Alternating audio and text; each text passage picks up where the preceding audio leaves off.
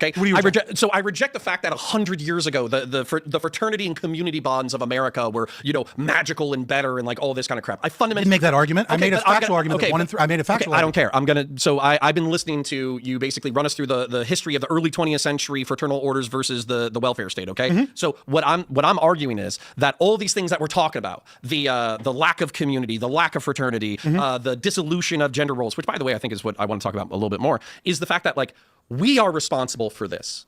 You are. I am. Tim is. These young men over here. Hey, don't look at me. I got nothing to do with it. No, you do.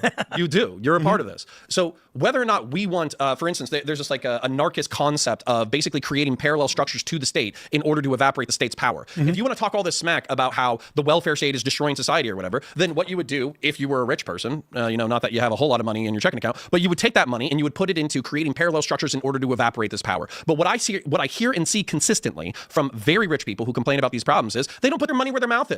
They don't give a shit about community. They don't care about creating parallel structures in order to dissolve the power of the state. They just jerk, no offense to, you know, any particular streamer, but streamers mostly just jerk off and make money and spend money how they please. Okay, but your argument is if you believe this, or if libertarians as a whole are right, like why aren't we creating parallel systems, you know, that evaporate the power of the state? If you gave a shit, then that's what you would do.